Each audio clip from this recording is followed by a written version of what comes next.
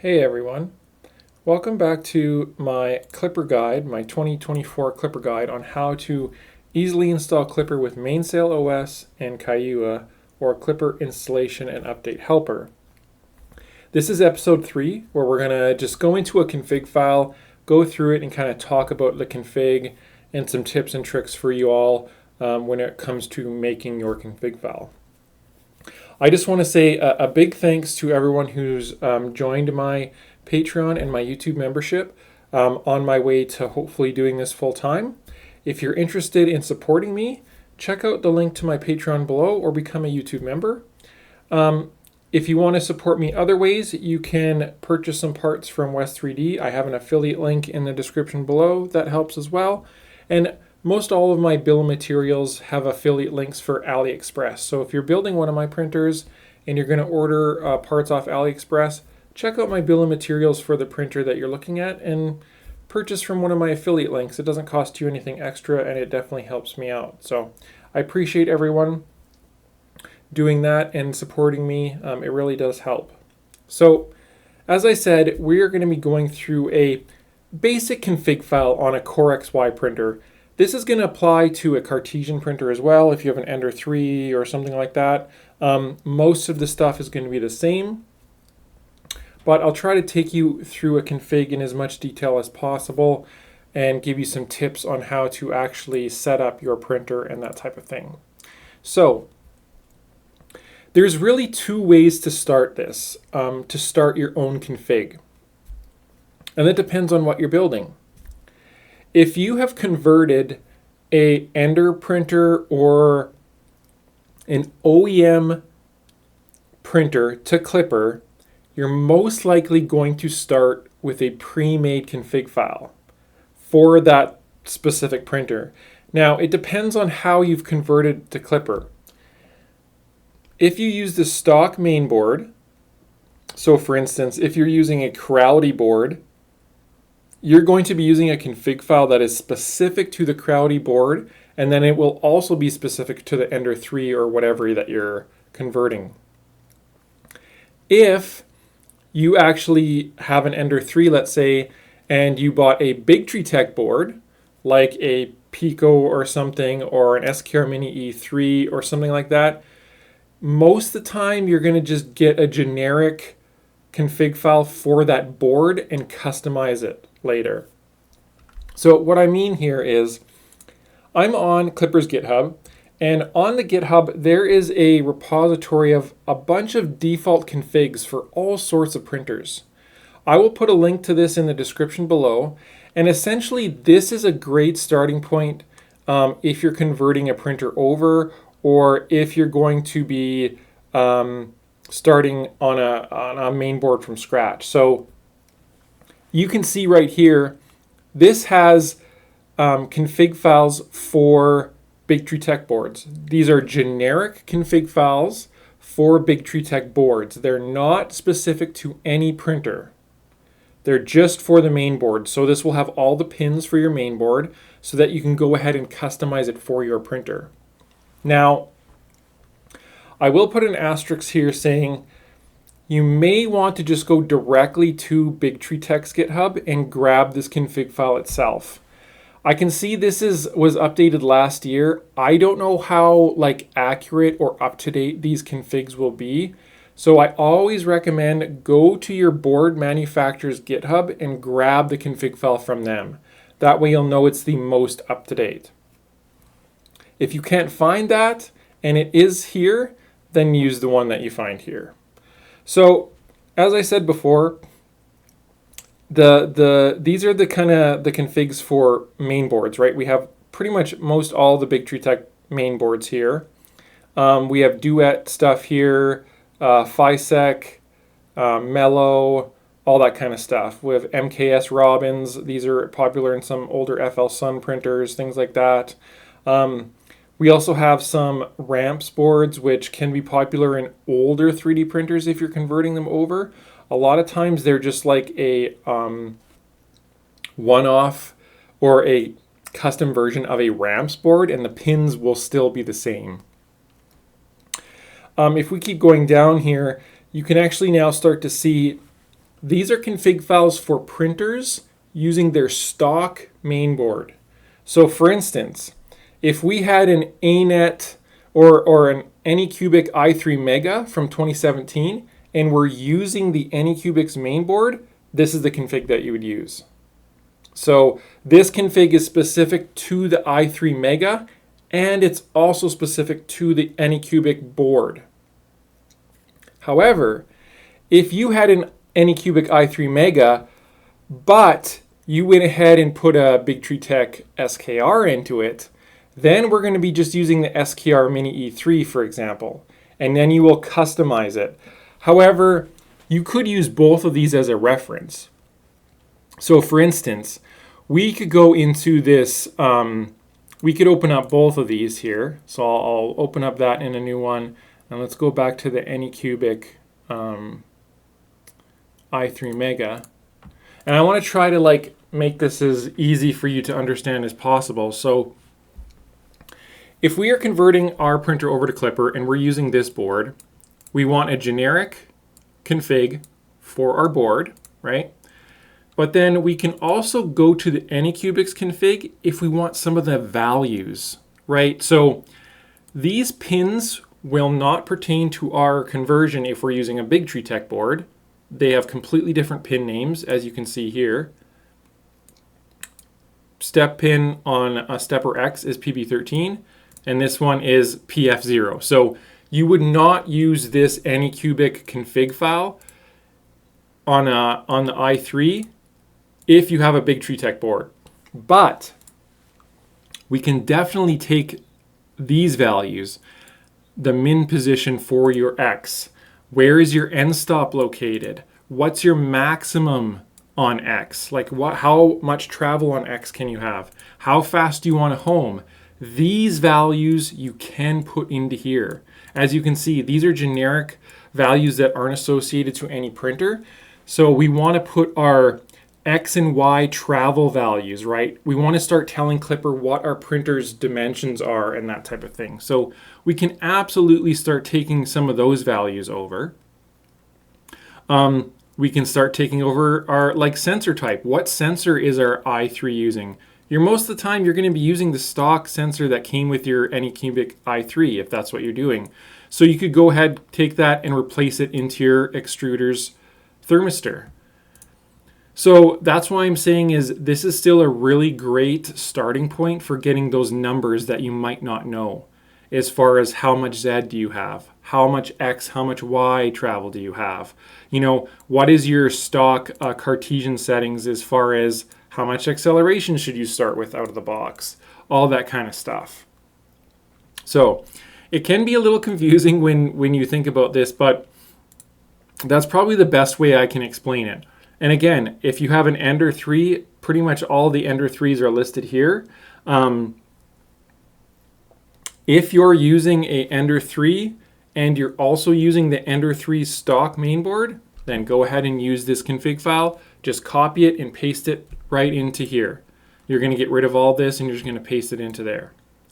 But like I say, if you're using a Big Tree Tech board or some other board, you're going to be using the Big Tree Tech's config file, and then you're just going to be changing the numbers for your printer. So I hope that makes sense to all of you. Like I say, another popular one most likely would be like a Soval SV06 or something like that. If you're converting that, there's a lot of files over here. Also, you're going to find already made config files on forums, discords, that type of thing. If you have a Soval 3D printer, you might want to join a Facebook group, and 9 times out of 10, there's already someone who's converted to Klipper and they have a config file, right? So a lot of that stuff is very easy if you're converting OEM printers. If you are building a custom printer from scratch and it's not a Voron or something like that, then you're most likely already going to know what to do as far as building a config file.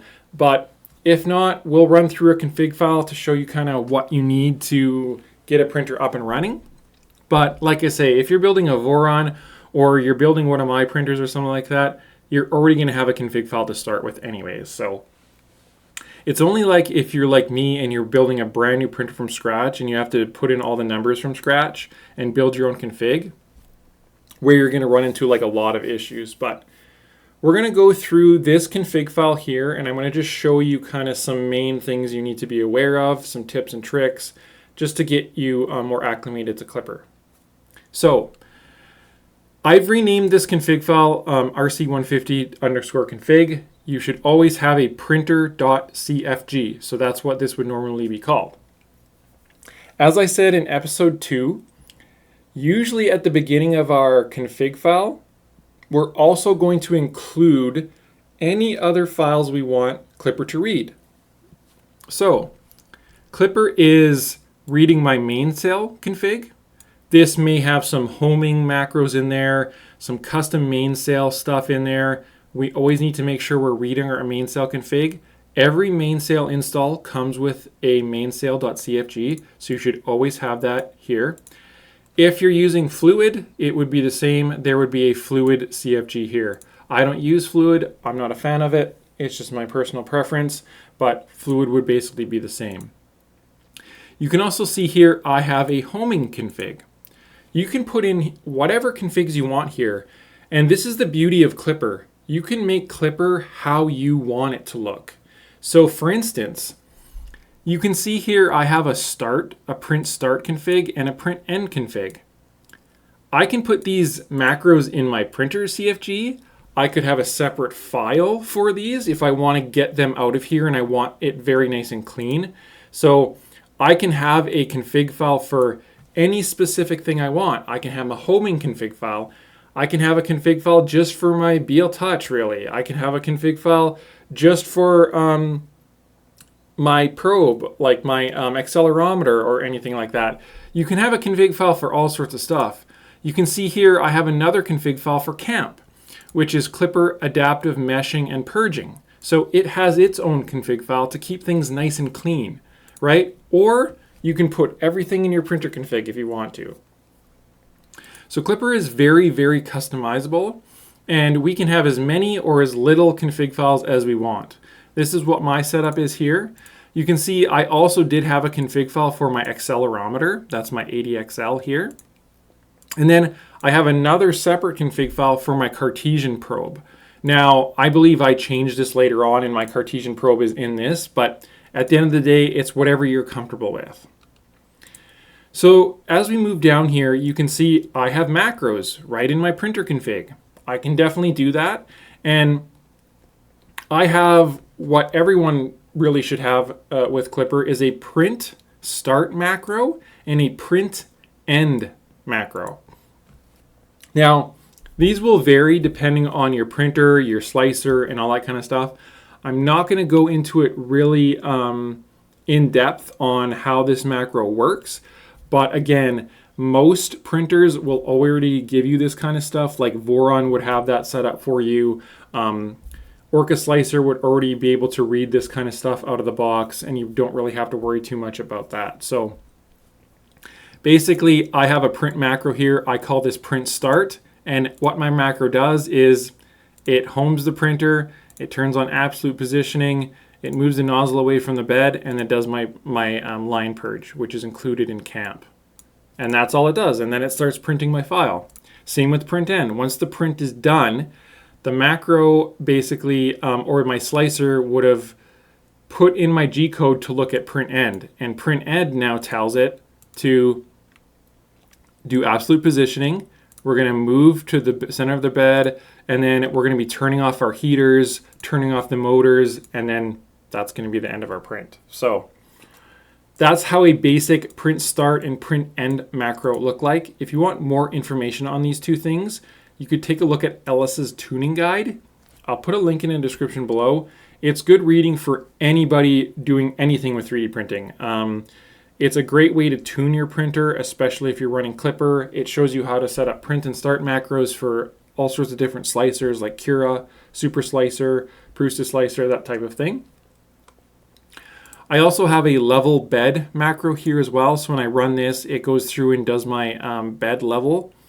On this particular printer, it looks like I have bed screws. So I have 3 bed screws, and Klipper will automatically go through each bed screw and guide me through leveling my bed, which is really, really nice. I have a arc support on here. So KIAUH and some slicers have support for arcs. Really short explanation. Most slicing software doesn't do circles very well. It's basically a bunch of segments connected together, which isn't very round. So there is plugins that came out to enable arc support so that it can make an arc between points to make much better circles. Most of the time you want to have arc support turned on, and it's literally just this line. I believe in Orca Slicer it's just a checkbox, turn arc support on. I don't know if KIAUH put that in by default now or you still need a plugin, but you can look that up if you're interested. But this basically gives you better circles. Exclude object. Klipper does have a feature where you can exclude an object if it's failed, or for whatever reason you might want to take one object of a number that you're printing and omit it. So for instance, if I'm printing like 6 cubes on my printer and one of my back cubes failed, I could go into MainSail and I could tell it, hey, I don't want you to print that back cube anymore, and it would skip that. It would exclude that object. So that's a feature in Klipper. Again, with Orca Slicer, I believe this is just a checkbox. Now we get into our stepper configuration. So for a stepper configuration, it's pretty straightforward. A lot of this stuff I think will make sense to you. It's pretty human readable. Almost like all stepper drivers have basically 4 pins that you have to have. And that's going to be a step pin, a direction pin, an enable pin, and a UART pin. I'm assuming you're going to be using UART. Most modern boards would be using UART. Basically, UART means that Klipper can control the stepper driver itself. You can control your current on each motor directly through Klipper. Back in the day, we used to have to basically take a screwdriver onto the driver and turn a little pot screw to adjust current manually. Now it can be done in software, and that's thanks to enabling UART.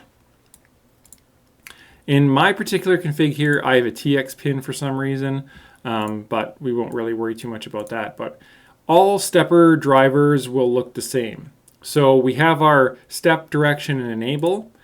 Direction is the direction your stepper motor is moving. So this pin number will basically tell Klipper how to move the stepper. If you put a exclamation mark in here, it will move the opposite way. So this is hands down the biggest feature of Klipper, is being able to edit this text file in a matter of 1 second and change how your printer is running. Unlike Marlin, you would have to do a recompile every time you want to change some feature like this. I'm sure you can edit things like that in the EEPROM and then save it and all kind of sort of stuff like that, but Klipper is hand over foot way better than Marlin in this regard. There's nothing wrong with Marlin if that's your preferred firmware. For me, I just enjoy using Klipper, and that's the reason, is you can simply reverse the direction of your stepper by just putting an exclamation mark. And that goes for your end stops too. If you find that your, let's say I'll use an Ender 3 as an example, if your Ender 3 end stop, your X end stop says triggered, even though it's not triggered, you would put a exclamation mark in your end stop pin. So right here, I would put an exclamation mark, and that will reverse your end stop's logic. That's one kind of troubleshooting step. Now, I'm using sensorless homing, which we'll talk about here in just a moment, but normally you would have your end stop pin here and you would just put an exclamation mark to change how it's behaving. Either it's open or it's closed. You're going to be also setting your micro steps, right? So this is how many steps for a full revolution, I believe, on Klipper. 16 is going to be the loudest micro stepping, really. It's kind of the default, but most printers, you're going to move to like 32 micro steps. Your printer motors will be a little bit quieter if the higher your micro steps are. You can lose a little bit of torque. It's not really enough to care. I would much prefer a little bit quieter printer and go to a 32 microsteps, then run 16. This is an old config of my RC150, and this is most likely a default one, so I didn't change it. So my recommendation would be do 32 microsteps rather than 16, but you can test it out. It's not going to really hurt anything. You can just hear how your printer will sound differently. Rotation distance, again, this is like E-steps in Marlin. So this depends on what pulley you're using and if it's a belt drive or if it's lead screw or something like that. 40 is going to be the most common rotation distance for you for a belt-driven printer. And then you can see here, full steps per rotation, this is 400. For most common, 1.8. Or sorry, 400 is for 0.9 degree motors. 200 is for 1.8. So on my RC150, I believe my X and my Y are 0.9 degree steppers. And on my Z, I am using 1.8. So that's why my number is 200. So yeah. 400 for 0.9, 200 for 1.8 degree. 1.8 is the most common. 0.9 degree motors are very common for deltas. They have a little bit more accuracy, that type of thing. So you'll find 0.9 on deltas usually. As I said previously, I am using sensorless homing. So for sensorless homing, essentially what we're doing is we're telling Klipper, I don't have a physical end stop, it's virtual. We're basically telling Klipper my end stop is in software, essentially, and it is for my X driver that I'm going to be using virtual. And what happens is, in my driver config, so this is my TMC 2209, most commonly, like the most common used driver, TMC 2209, it's basically telling Klipper that in my stepper X, I am going to be using my diag pin for my end stop. Okay? Your diag pin is your end stop pin. So this would have normally been here. If I was using a mechanical clicky end stop, this is how my config would look like for stepper X. It would say, hey, where is my end stop? It's on this pin. That's how it gets triggered. Okay? If you're using sensorless homing, your end stop pin is now your diag pin, which goes down here. So this is the diag pin that Klipper's using to basically sense a stall on sensorless homing. So that's why we've moved our end stop pin down here, and you can see we have a sensitivity setting. So the lower the number, the least sensitive it is, the higher the number, the more sensitive it is, and this goes to 250. So this is like a mid-range sensitivity. I'm not going to really go crazy in depth on sensorless homing. That's a topic for another day. You can definitely take a look at Klipper's configuration reference for sensorless homing if you want to know more. But the biggest thing that I found I had issues when I first started using sensorless homing is this diag pin. Most mainboards documentation will not tell you what your diag pin is, because your diag pin is your end stop pin. So just keep that in mind. If you're ever using sensorless homing, you can't find your diag pin, it's just your end stop pin. Okay? And then for sensorless homing to work, you have to put a jumper on your board. So each stepper driver will need a jumper for that axis to turn on sensorless homing physically, to basically jump this pin over to tell it that it's using software. So your config should actually tell you where that is. Let me actually show you on the Mellow boards, just as an example.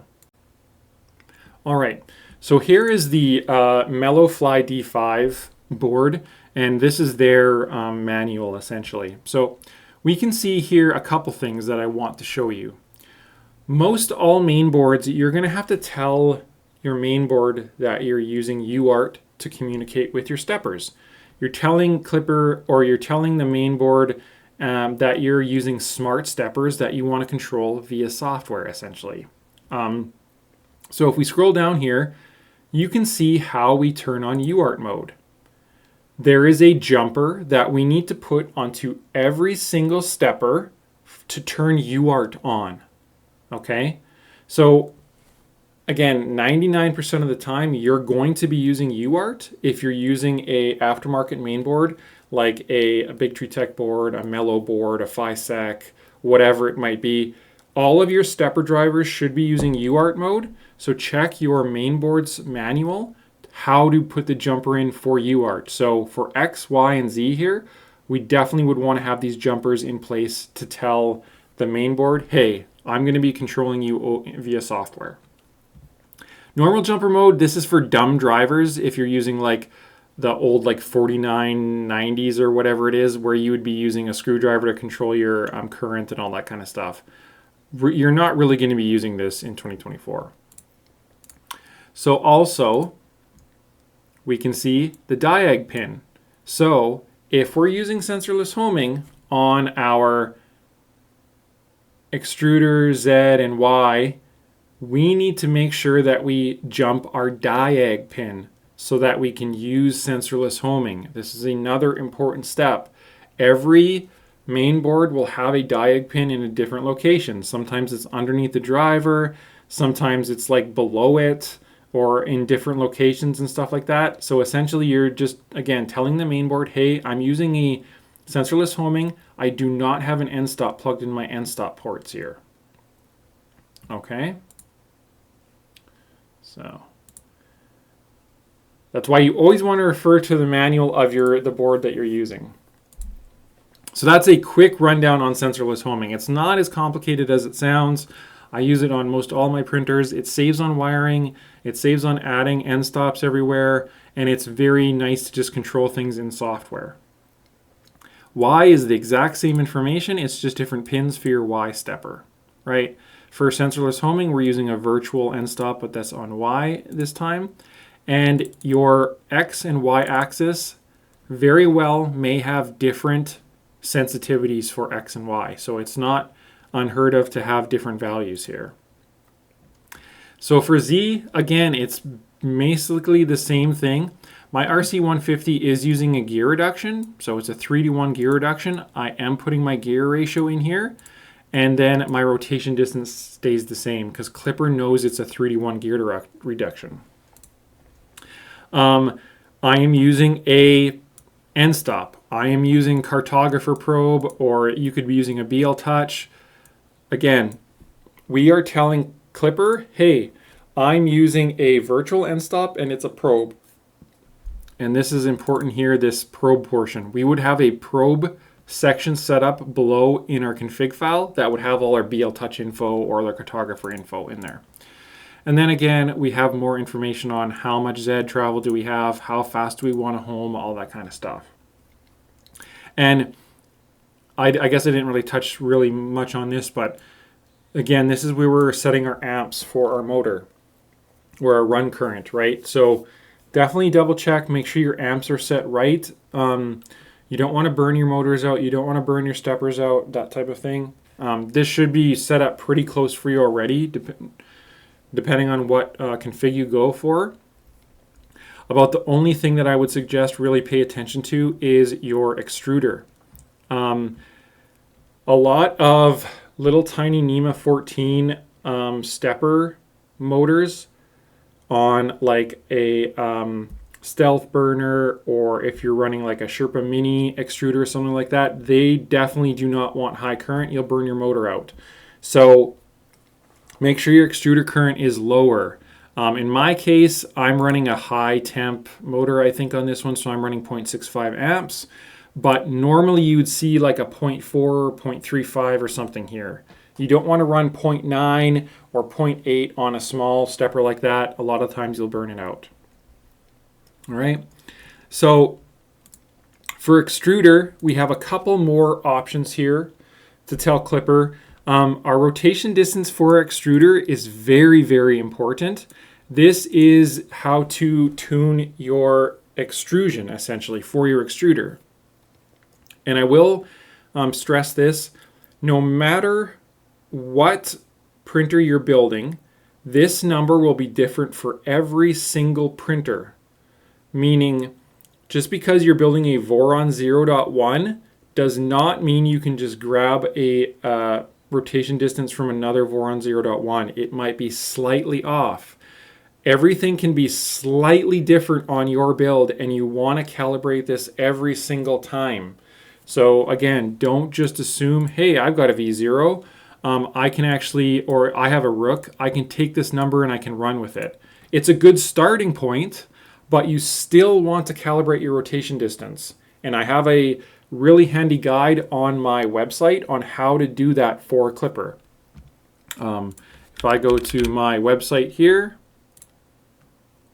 you can see in my Klipper, well, I have some tips on here we'll talk about a little bit later, but I have a Klipper calculator here which will calculate your correct rotation distance. Super easy to use, very, very handy, and it will kind of guide you on how to do that. So again, I really highly stress, put in the default for the printer you're building and then customize it for your specific printer.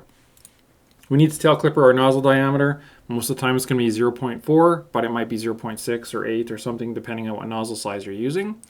We're telling Klipper our filament diameter. I don't know anyone would be using like 2.85 filament unless you're converting over something crazy that uses that, but again, you're always going to be using 1.75 for the most part.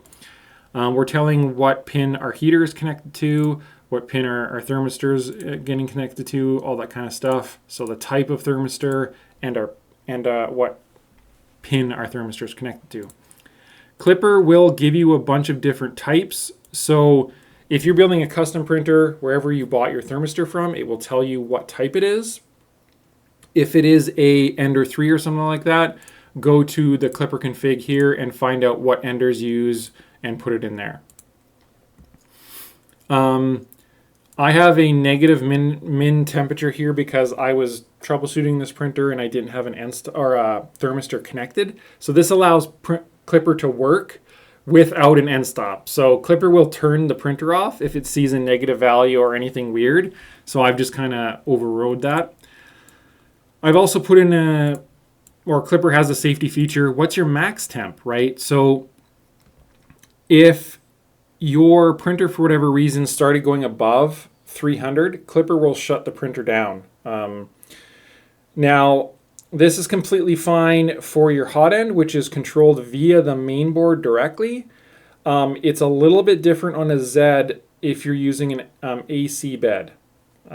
We can talk about that a little bit, but this definitely, you always have to have this in here, and this is your maximum print temperature, essentially. If you're printing at 350 degrees, like some high temp filament, you would change that to 350 or 360 or something like that.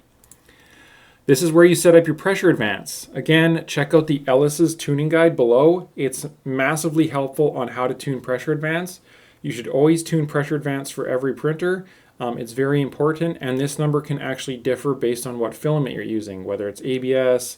Even different colors can have a different pressure advance sometimes. I'm usually too lazy to do it for every single color, and it's okay for me. But again, check out the Ellis's tuning guide, and he'll tell you how to calibrate pressure advance for your filament that you're using on your printer. Max extrusion cross section. If you're ever wondering what the heck this stuff means, we can actually just copy this, and we can go into Klipper's reference guide. I will put the link for this in the description, and we can just do a Control F and find, hey, what the heck is max extrusion cross section here? And it will tell you exactly what that does. And this is for every single thing you see in a Klipper config. So this is super helpful for you to basically configure your own printer. Every single section here is explained. So again, I will put a link in the description for you for that. We have a runout sensor here. Again, we're just telling Klipper what port is our runout sensor connected to. These are usually just end stops. And then what do you want to do when it runs out? I do have a bed mesh set up here, so this controls my mesh settings, how many probes I'm doing on X and Y and all that kind of stuff. These are our fans, our part cooling fan and our hot end fan. So this is telling Klipper, hey, at 50 degrees on the hot end, I want you to turn the fan on. If the printer's idle and it's not at 50 degrees for the hot end, it won't turn the fan on, which is very important. I hate fan noise, especially when a printer's not printing. So that's a really nice feature here. This is our connection to our MCU. So this is telling Klipper, hey, what is the ID for my mainboard, right? So how does my Raspberry Pi connect to my mainboard? We talked about this in our previous episodes. This is our basic printer configuration. This is a Core XY kinematic printer. You might have Cartesian here if it's Ender 3 or something like that. You might have Delta here if it's a Delta 3D printer. This is how fast our printer can go. 500 millimeters per second, our maximum acceleration, our max velocity for Z. I will say though, generally I don't mess with these values much. I define these in my slicer because I may want to have a higher maximum acceleration for my outer walls than my inner walls, right? So I'm going to be defining this kind of stuff in the slicer and it will override these. Here's my BL Touch. If I had a BL Touch on this printer, you would see that here, our sensor and control pin. There's a couple more things that go along with this if you're using a BL Touch. I'm not, but let me see. I don't know. You can usually find a BL Touch config in an existing main board, like a modern Ender here. So like, let's just see if an Ender 3 Pro would have. So yeah, there's some BL Touch stuff here, but essentially what it'll have is it'll have some of these values, right? Like what is the offset of your probe, right? Is your probe behind your nozzle right directly? Is it to the right or is it to the left? All that kind of stuff. So I'm using a cartographer probe here, and that's why I have these settings in cartographer. I'm not going to go into a cartographer probe, but that's kind of that type of thing there. And then down below on your config file, this is where Klipper saves any sort of configuration stuff it's done, right? So if I PID tune my extruder, the PID values go down here. If I do input shaper, my input shaper values do go down here. And this is 100% accurate. Do not edit anything below this. These are generated by Klipper, and they only work if they're generated via Klipper. So when you do a PID tune on your extruder and you click Save Config at the end, Klipper automatically writes this information down below for you. Okay, so this is probably a long-winded episode, but I wanted to just kind of step-by-step a config file for you to give you just a baseline on how to config a printer. You're going to learn the most by doing this stuff yourself, playing around in here. That's why Klipper's so great, is you can iterate on this config file so fast, right? If something doesn't work, you can go in here, change a number, click save. Oh, it's working. Or you can play around with this kind of stuff, right? So again, thank you so much everybody for supporting me and supporting the channel. Definitely, as always, feel free to subscribe, like, hit that notification bell, and comment down below. Thanks again, everyone, and I'll talk to you later.